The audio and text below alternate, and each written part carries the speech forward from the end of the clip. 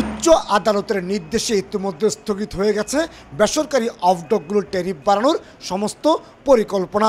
বন্দরের পাশাপাশি নৌ পরিবহন মন্ত্রণালয়ও চেষ্টা ছিল নতুন ট্যারিফ নিয়ে ব্যবসায়ী সংগঠনগুলোর সঙ্গে অফডক মালিকদের সংগঠন বিগডার সমঝোতার, কিন্তু সমঝোতা বেচতে যাওয়ায় দ্বারস্থ হয় আদালতের, আর সেখান থেকেই স্থগিত হয়ে যায় বাড়তি ট্যারিফ আদায়ের সিদ্ধান্ত। সরাসরি ট্যারিফ বাড়াতে ব্যর্থ হয়ে এবার ভিন্ন কৌশল নিয়েছে অফডক মালিকেরা।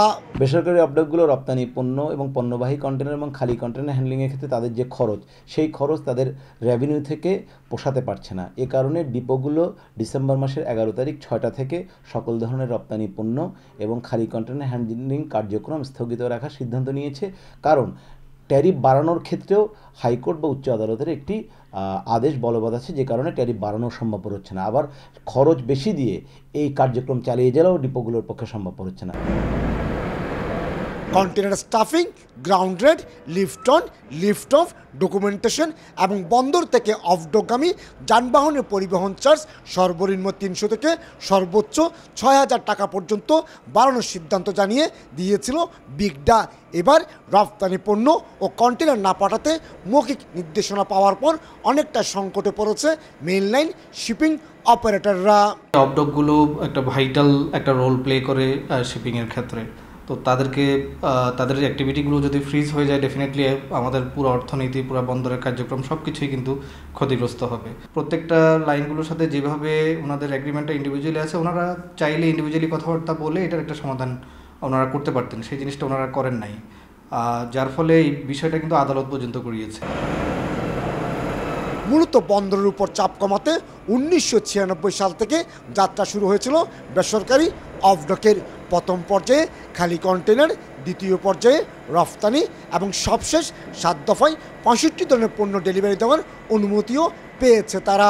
আগামীকাল বৃহস্পতিবার ভোর 6টা থেকে রফতানি এবং খালি কন্টেনার হ্যান্ডেলিং অনির্দিষ্টকালের জন্য বন্ধ রাখবে 21টি বেসরকারি অফডক, আর তাতে বাধাগ্রস্ত হবে দেশের আমদানি রপ্তানি, এমনটি বলছেন ব্যবসায়ীরা।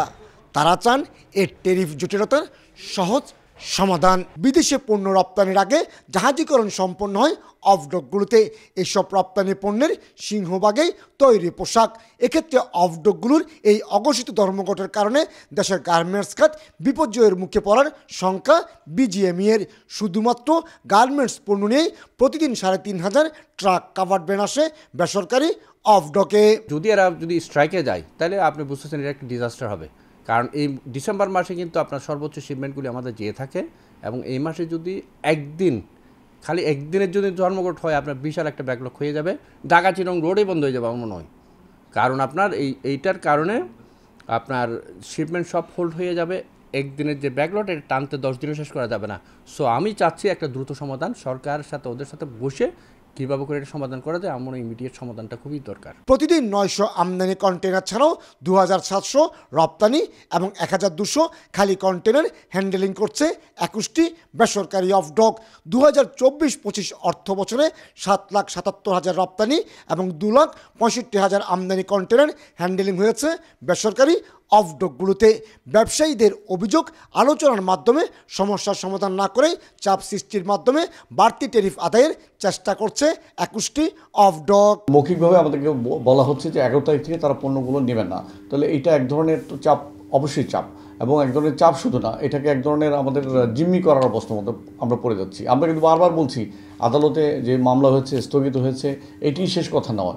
আমরা যদি সব পক্ষে বসে যদি একটা উইন উইন একটা পজিশনে নিয়ে আসতে পারি, তাহলে আদালতের বিষয়টা কিন্তু আমরা নিজেরা বসেই আবার এটা সমাধান করতে পারি।